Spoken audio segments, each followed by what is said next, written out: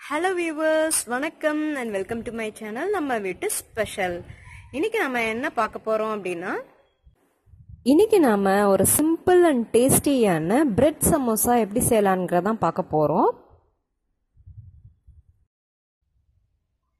அதுக்கு முன்னாடி நீங்க நம்ம சேனலை இப்பதான் ஃபர்ஸ்ட் டைம் பார்க்கறீங்க அப்படினா மறக்காம நம்ம சேனலை சப்ஸ்கிரைப் பண்ணுங்க. சப்ஸ்கிரைப் பண்ணிட்டு பக்கத்துல இருக்க பெல் ஐகானையும் பிரஸ் பண்ணீங்கன்னா தான் நான் எப்பெல்லாம் வீடியோ போஸ்ட் பண்றேனோ உங்களுக்கு ஒரு நோட்டிபிகேஷன் வரும். சோ தட் என்னோட வீடியோஸ் எதையுமே நீங்க மிஸ் பண்ணாம பார்க்கலாம்.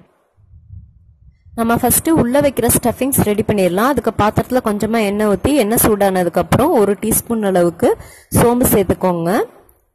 அதுக்கப்புறமா ஒரு 1/2 டீஸ்பூன் அளவுக்கு கடுகு சேர்த்துக்கோங்க. அது கூட ஒரு 2-3 சீரகம் மட்டும் சேர்த்துக்கோங்க. சீரகம் சேர்த்தா நல்லா வாசனையா இருக்கும். சீரகம் கடுகு சோம்பெல்லாம் நல்லா எண்ணெயிலே பொரிஞ்சதுக்கு அப்புறம் ஒரு 3 டேபிள் ஸ்பூன் அளவுக்கு வெங்காயத்தை நான் கட் பண்ணி சேர்த்துக்கிறேன். வெங்காயம் அளவு கிடையாது, உங்களுக்கு எவ்வளவு வெங்காயம் டேஸ்ட் பிடிக்குதோ அந்த அளவுக்கு நீங்க சேர்த்துக்கலாம். அது கூட ஒரு கொத்து கருவேப்பிலையை கட் பண்ணி நான் சேர்த்துக்கிறேன். கருவேப்பிலையை இந்த மாதிரி கட் பண்ணி சேர்க்கும் போது நல்லா வாசனையா இருக்கும். இப்ப நம்ம உருளைக்கிழங்க சேர்த்துடலாம். நான் இன்னைக்கு ஒரு 2 மீடியம் சைஸ் உருளைக்கிழங்க வேக வச்சு தோல் வச்சு நல்லா மசிச்சு எடுத்திருக்கேன். அதையும் இது கூட சேர்த்துக்கிறேன். நீங்க எவ்வளவு சமோசா செய்றீங்களோ அந்த அளவுக்கு நீங்க உருளைக்கிழங்க சேர்த்துக்கோங்க.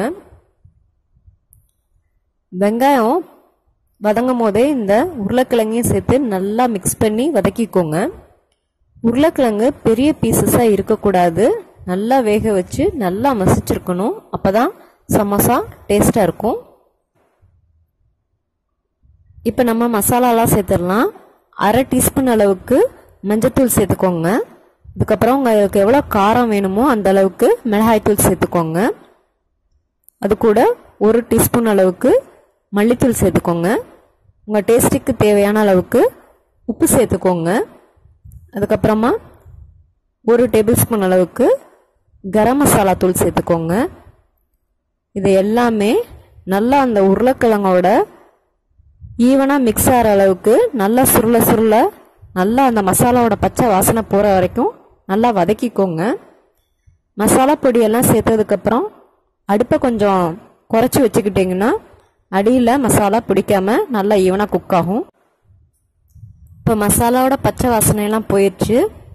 இது கூட நான் கொஞ்சமா கொத்தமல்லி இலைய குட்டியா கட் பண்ணி வச்சிருக்கேன். அதையும் இந்த உருளைக்கிழங்கு மசாலாவோட சேர்த்துடலாம். கொத்தமல்லி சேர்த்ததுக்கு அப்புறம் அடுப்பை ஆஃப் பண்ணிருங்க. அந்த உருளைக்கிழங்கு மசாலால இருக்க சூடே போதும், கொத்தமல்லி இலையெல்லாம் நல்லா வதங்கிரும். இதை ஒரு 2 நிமிஷம் நல்லா வதக்கி விட்டுட்டீங்கன்னா நம்ம சமோசாக்குள்ள வைக்கிற அந்த உருளைக்கிழங்கு மசாலா நல்லா ரெடி ஆயிரும்.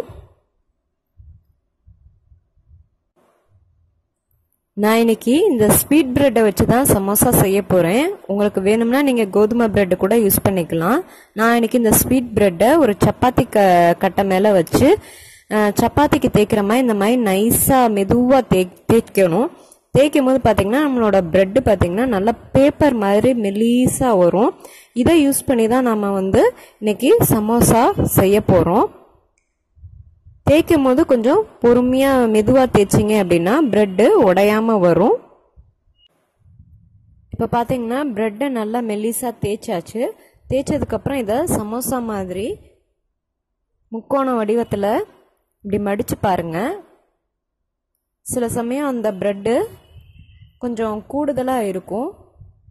அந்த எக்ஸஸான பிரெட்டை ஒரு கத்தியை வச்சு நல்லா கட் பண்ணிருங்க. இந்த கட் பண்ண பீசஸை தனியாக எடுத்து வச்சிருங்க. அதே மாதிரி சுற்றி இருக்கிற அந்த ப்ரௌன் கலராக இருக்கிற அந்த போர்ஷனையும் நம்ம கட் பண்ணி தனியாக எடுத்து வச்சிருங்க. இப்போ நம்ம பிரெட்டை நல்லா தேய்ச்சி வச்சாச்சு.